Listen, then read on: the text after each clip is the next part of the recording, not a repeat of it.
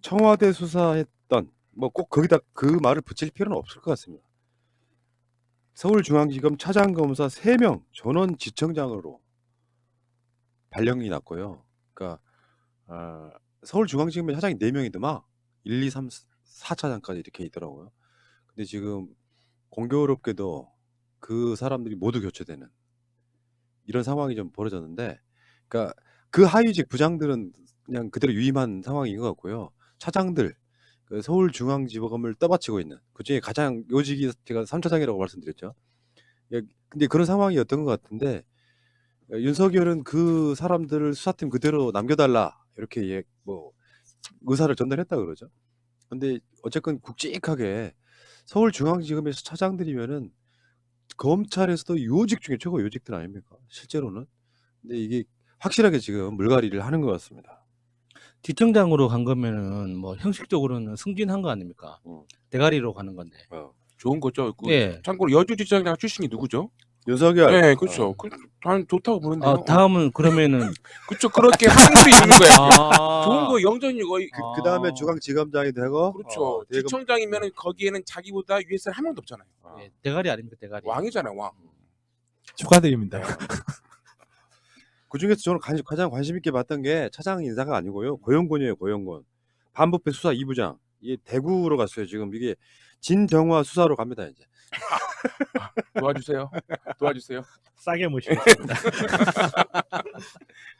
예. 그러니까 언론들이 이제 이런 그 인사가 나기 전에 특히 조정동 같은 데서는 어마어마하게 갈라치기 뭐 이런 보도를 하거든요. 이제 쉽게 표현하면 이 정권이 보복한다 개념으로 막 들이치는데, 다른 걸 떠나서 인사라는 게 그런 거예요. 잘한 사람이야. 일반적인 임기가 있는 건 아니지만 인사이동 기간이 아닌데도 불구하고 인사를 시켰다라고 하는 것은 문책성이라는 거거든요. 지금 만약에 윤석열 총장에 대해서 임기가 보장이 안 되는 자리였다면 진작 잘랐지. 근데 대통령이라고 하는 자리에서는요, 그 임기라고 하는 것이 정해진 이상 내가 그 임기를 임의로 그거를 중단시켜버리면 또 나쁜 선례가 생기는 거거든요. 그러니까 아무리 마음에 안 들어도 윤석열이라고 하는 검찰총장은 임기 지켜줄 거라고 생각해요. 지가 눈치가 있으면 물러날 수도 있겠지만, 근데 지금 그러니까 좀 우리가 약간 사이다식으로 말하면 윤석열은 식물총장이 돼가고 있다. 무능의 아이콘 같아요. 정말 무능해요. 그러니까 자기네들 이렇게 이따가도 이야기하겠지만 지금 최광욱 비서관님을 지금 기소를 했잖아요. 그게 윤석열 총장이 중앙지검장을 뛰어넘어서 자기가 결재해서 이렇게 기소를 했다고 하는데 이게 도대체 국민들한테 어떻게 비춰질지 전혀 고려를 안 하는 것 같아요. 그러니까 최강욱 비서관이 세게 나오니까 그렇죠. 약간 괘씸죄가 적용된 느낌이 좀 있죠. 거기에다가 자기네들 딴에는 이제 내가 할 수 있는 걸 할 거야 라고 하면서 좀 뭐라 해야 되지, 분노 발작처럼 분노 발작. 분노 발작도 아니고 그래 그러면 기소해버려 뭐 이런 식이고, 이게 무능의 아이콘이라고 할 수밖에 아니 없는. 그러면 궁금한 게 있는데 법무부 장관이 그러면 다시 검찰총장한테 기소하지 마 하면 어떻게 되는 거예요? 안 되죠. 그러면 신문 일면에 나죠. 그렇죠. 네, 법적으로는 어떻게 되는 거예요? 안 돼요. 안 그렇게 돼요. 할 수는 없는 네, 건데. 그렇죠. 그러니까 윤석열 총장이 이제 취임 때부터 보였던 특징이죠. 그러니까 총장이 아니라 팀장처럼 움직이는 그 사고방식의 패턴이, 그러니까 총장으로서의 움직임이 아니라 팀장, 수사팀장 같은 모습을 보여주는 그런 것들을 계속 보여줬는데, 방금 그 변희사가 이야기해 준 것처럼 아니 그 실무선에서 그 나온 판단을 안 믿고 자기 나름의 결정을 밀어붙이는 거잖아요. 그거는 정말 지휘자로서 할 일이 아니거든요. 거기에다가 자기네들 주장처럼 그렇게 조국 교수님이 비리가 많다면서 단 하나도 못 밝혀서 이건 무능한 거죠. 정말로 밝혀내지 못한 거면 무능한 거고, 그리고 없는데 그렇게 뒤졌다면 거기에 대한 정치적 책임을 당연히 져야 되는 거거든요. 이거는 그럴 수밖에 없죠. 자, 봐봐.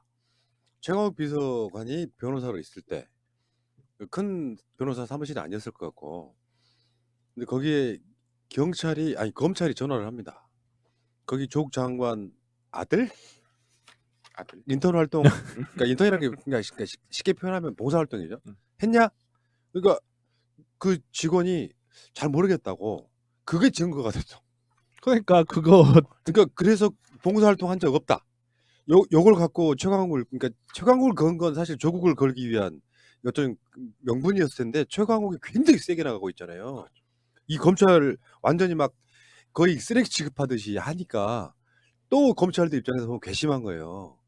나는 그러다 보니까 최강욱은 차기 법무부 장관 애약이다 나 이렇게 볼 정도로 이게 뭐 어쨌건 그거를 검찰총장이 직접 지시한다는 것 자체가 야 쪽팔린 거예요, 쪽팔린 거. 부끄러운 거죠, 진짜로. 음. 예. 그러니까 개인적으로 최강욱 그 비서관을 아는 사람들이 하는 이야기가, 그러니까 최강욱 비서관한테 만약에 무언가를 부탁의 말을 꺼낸 사람이라면 최강욱이랑 복이 앞으로 안 볼 거라는 각오를 해야 된다고 하더라고요. 그렇게 짜잘한 부탁이 오고 받고 해주는 그런 스타일이 아니어서, 그러니까 선배들도 불편해하는 후배 있잖아요. 그러니까 함부로 뭔가 그러니까 아쉬운 소리를 한다거나 뭔가를 부탁할 수 있는 그런 캐릭터가 아니랍니다. 그러니까 그 검찰에서도 그런 성격을 모를 리가 없거든요.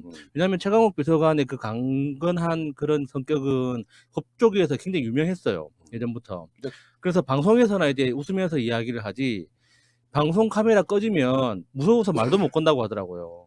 근데 또 검찰에 말한 게 있잖아요. 제가 우리 또 변호사한테 물어볼 게 뭐냐면 그게 변호사 사무실에 인턴이 관행이었다는 글이 있어요.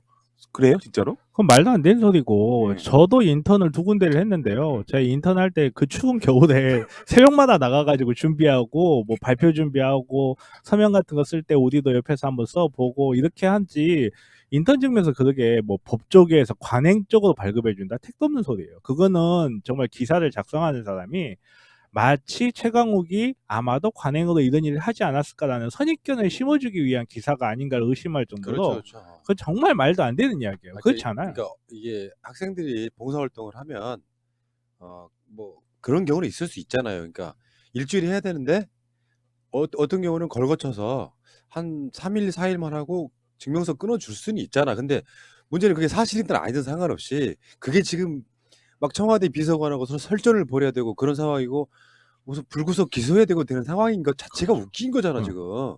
그러니까 조국 장관은 사모펀드에서 수천억 원의 돈을 벌었다, 뇌물로 받았다로 시작된 그들의 그 뇌피셜이 결국에 와가지고 지금 인턴 증명서 끊어줬어 안 끊어줬어 하지도 않았는데 인턴 증명서 끊어줬어 너 기소 이 짓거리 하고 있는 거야. 최강욱 비서관님만 해도 처음에는 사문서 위조 어쩌고 저쩌고 하다가 갑자기 업무방해돼 이제.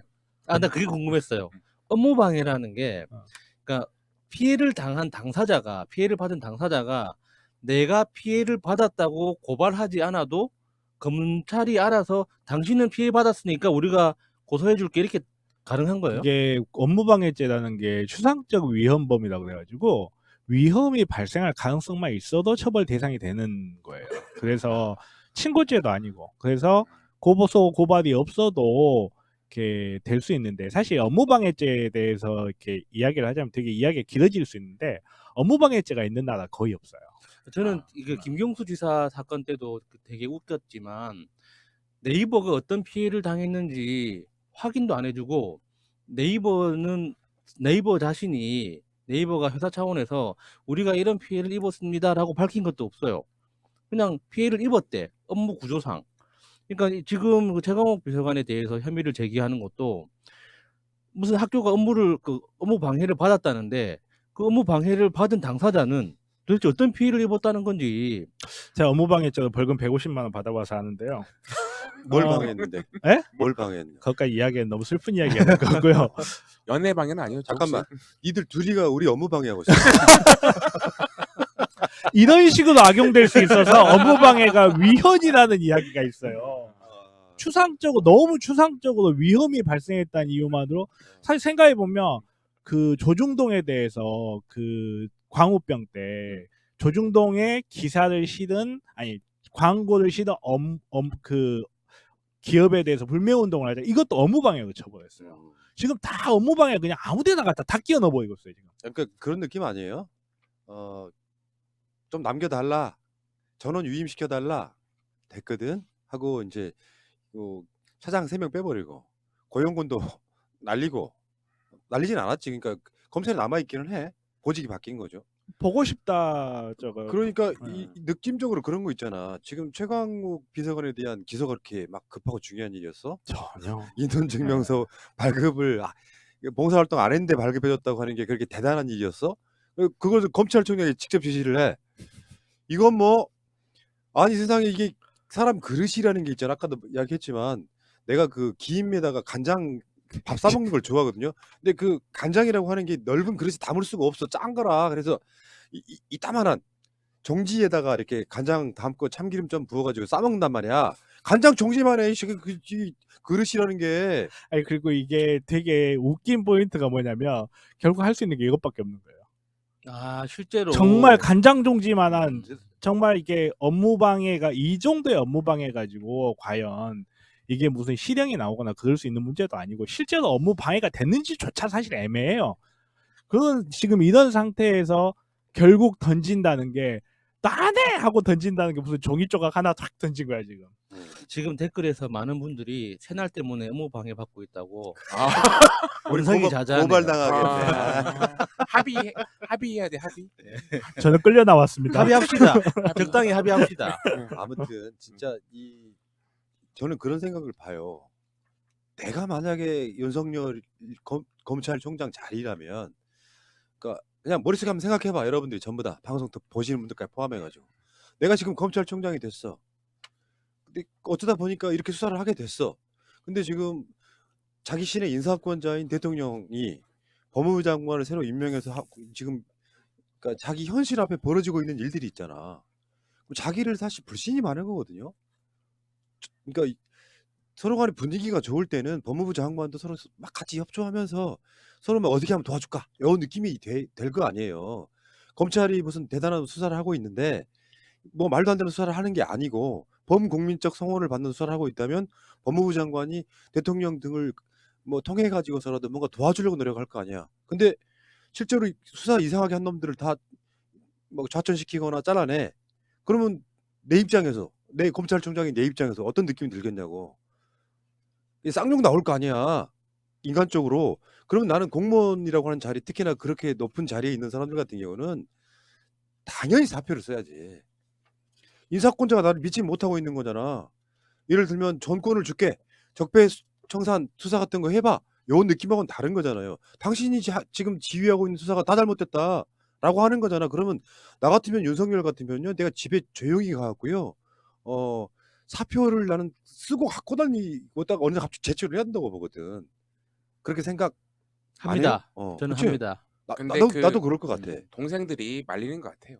워낙 그분이 후배 사랑하는 마음이 있고 후배의 말을 잘 듣는 것 같은데 후배들이 다 이번에도 후배들도 다 가도 아무도 사표 쓸 수 없잖아요. 서로가 합의를 봤어. 우리 버팁시다. 우리는 하나. 공무원으로서 우리는 원팀. 존버 정신. 네, 있습니다. 그래. 미스 대구진처럼 이번 생은 망했다. 행복합니다. 지금 윤석열의 마음이지. 밖으로 말은 행복하다고 하고 속마음은 망했다. 이생망. 아닙니다. 절대 아닙니다. 진짜. 그러니까 이게 굉장히 어마어마한 사건이잖아요. 연타로 지금 그러니까 지금 조중동 등이야 당연히 지금 이 방송 보고 계시는 뭐 저쪽 분들이 보면 야 조국 수사했다고 지금 날리는 거지 이렇게 생각할 수 있겠지만 다시 말씀드릴게요. 여러분들 지금 혹시나 들어와서 보고 계신다 그러면 조국 장관 털듯이 털면요 안 걸릴 사람 단 한 명도 없어요. 당신까지. 저는 안 걸릴 수 있어요. 하드와 디스크 안에 야동 하나 없다. 잠깐 업무방해. 새날이 된 업무방해 하지 마. 새날에서 야동이 말했어. 아니 그러니까 다시 말씀드리지만 검찰이 조국 법무부 장관이 되지 말아야 될 정도로 걸었던 사건이 뭐냐고 표창장 위조라고 나왔잖아요. 그거는 지금 재판 시작했는데 말도 안 되는 상황으로 지금 가고 있는 거고. 그러니까 짜맞춰 별건 해가지고 나온 게 딱 이 정도 수준이고 청와대에서 공직기관 비서관으로 있는 사람을 인턴 증명서 허위 발급했는데 이게 국가적인 무슨 재난 상황도 아니고 1, 2개 고등학생에 대한 인턴 증명서를 그쪽에서 발급했다고 하고 저쪽에서는 직원한테 전화해서 물어봐가지고 잘 모르겠다고 한 것이 발급 안 한 걸로 시작된 그 뇌피셜로 지금 청와대 공직기관 비서관까지 기소해야 될 상황이냐고. 좀 전에 저희들 그 비상 재난 문자 왔잖아요. 우한 폐렴. 저는 지금 검찰의 행위를 보고 있으면 딱 우한 폐렴이 생각이 나요. 이게 의사다 보니까 당연히 그렇게 생각할 수밖에 없는데 우한 폐렴이나 사스, 메르스 뭐 이런 코로나 바이러스에 감염되면 사실 사망률이 그렇게 높지 않아요. 1%에서 0.5% 이 사이에 왔다 갔다 하는데 왜 죽는지 아세요, 그게? 되게 재밌게도 면역력 때문에 죽어요. 오히려 사스나 우한 바이러스가 우한 폐렴 같은 게 걸리게 되면 사실 바이러스 자체가 그래 독한 바이러스가 아니에요. 근데 몸 안에 들어오면 면역 체계가 과민 반응을 일으켜요. 이 과민 반응이 과민한 염증을 발생해서 사망에 이르거든요. 그래서 오히려 젊은 사람이 사망률이 더 높아요. 왜냐? 이걸 보면서 제가 왜 그 생각을 하느냐? 면역 체계, 우리 몸에서 면역 체계를 하는 게 국가기관에서 뭐겠어요? 검찰이잖아요. 로그셀 잡으라고 너네들한테 권력을 줬더니 별거 아닌 거 가지고 염증 반응 엄청나게 일으켜가지고 그 개체 자체를 죽여버리는 거야 지금. 무슨 업무방해 이거 가지고 지금 업무방해 가지고 그렇죠. 표창장 이거 하나 가지고 지금 대한민국을 흔들고 있잖아요. 김경수 도지사님 날려버렸죠. 거기에다가 지금 우리 최 비서관님 날려버리려고 하고 있죠. 표창장 가지고 뭐라 해야 되지? 표창장 가지고 예, 지금 뭐 정경심 교수님, 조국 장관 아니 골절상 입어가지고 불기소 처분한 놈들이 정경심 교수님 구속시키는 이런 말도 안 되는 미쳐버린 면역 체계 반응을 보이는 거예요. 이게 무슨 그럼 격리해야 돼, 격리? 아니, 면역 체계를 격리할 수는 없는데 이걸 도대체 이게 말 그대로 자가 면역 질환처럼 아주 경미한 상황 혹은 전혀 상관없는 상황에 염증 반응을 막 일으켜버려서 결국 죽게 하는 면역 자가 면역 질환처럼 검찰이 실제로는 아무것도 아닌데 미친 듯한 면역 반응을 일으켜서 온 나라를 다 뒤져버리고 실제로는 로그셀이 아닌데 증거 조작해서 간첩이라 몰아버리고 실제로는 업무방해 아닌데 그러니까 결국에는 제풀에 지쳐서 그 기가 죽을 거라고 봐요. 그러니까 우리가 속담에 그런 말 있잖아요. 털어서 먼지 안 나오는 사람 없다. 이런 있다니까요. 닥쳐. 저 마이크 꺼버릴까? 분자 나와요. 분자. 먼지 안 나오는데 분자 나와. 이럴 때는 진지하게 좀 들어봐. 왜냐면 이게 고향 내려가서 설득할 논리를 만들어야 되잖아. 네. 그러니까 교통법규 한두 번 위반한 상황을 갖고 저 사람은 부도덕하니 공직 나가면 안 돼랑 똑같은 논리예요. 그러니까 지금 검찰이 제기하고 있는 게 사실이라고 할지라도 그건 법정에서 가려봐야 알겠지만 어쨌건 털어서 먼지 안 나오고 조국은 무슨 뭐 대단한 한신령이었나 성직자였나 그게 사실이라고 할지라도 말이에요. 근데 여러분들은 검찰이 전문 법률 용어를 막 들어갔고 한 11개 정도 기소를 하면은 어마어마한 죄를 지은 것처럼 보이지만 아무것도 아니라는 이야기예요. 요런 짓거리들을 하고 있는 거지. 예를 들면 그 정도 돼야지. 어떤 공직에 있었는데 그거를 뇌물 비슷하게 막 받아 빼먹어 가지고 결국에는 어마어마한 무슨 횡령이 됐다거나 어떤 기업체에 특혜를 줘 가지고 그 특혜받은 기업에서 수십억 원을 받았다거나 이런 구조에 놓여 있는 사건이 아니라고요. 그러니까 야 조국이라고 하는 사람이 뭐 죄를 졌는데 문재인 대통령이 이걸 뭐 덮으려고 하고 있고 이딴 식의 마인드라기보다는 다시 말씀드립니다. 과잉이란 표현이 나는 적당하지 않다고 생각해요. 과잉이란 표현으로는 이게 성립이 안 될 정도야. 그냥 과잉이라는 말은 5 정도 했는데 10 이런 느낌이 아니에요. 조국 장관에 대한 수사는 1 정도 했는데 한 만 정도를 들이댄 사건이라고 보시면 되는 거예요. 그러니까 아직도 그 몇 개월 동안의 언론들의 개지랄들 때문에 실제로 많은 분들이 세뇌가 돼 있죠. 조국이라고 하는 사람이 굉장히 부도덕한 것처럼 세뇌가 돼 있는 사람들은 바꿔내기 힘들 거라고 생각이 드는데 지들도 저작거리에서 자기들이 한 말 있을 거 아니야. 뭐 조국은 막 위선자네 뭐네 했던 사람들이 있기 때문에 계속 자기들의 어떤 확증 편향을 계속 확립해 나가겠지만 전반적으로 봤을 때 다시 한번 말씀드리겠습니다. 조국 장관처럼 털면 지금 우리 방송 보고 욕하시는 당신도 똑같아져요. 그런 세상 만들지 말자는 거거든. 이게 만약에 정반대로 가서 자유한국당에게 그 잣대를 들이대면요. 자유한국당 해체돼 버립니다. 그 정도라고 보시면 돼요. 근데 대법원에서 확정 판결이 나기까지 얼마나 많은 시간이 필요하고 그 사이에 수년간의 사이에 그 가족은 어떻게 되겠습니까? 지금 명절 코앞에 있는데 몸도 편찮으신 분이 차디찬 감옥에 있어야 돼요. 요 과정들을 보면 내가 당할 거라고 생각해 보면 이게 민주당 지지하고 안 하고의 문제가 아니라는 거예요. 자, 알겠습니다. 자, 그 이야기는 여기까지 하겠습니다.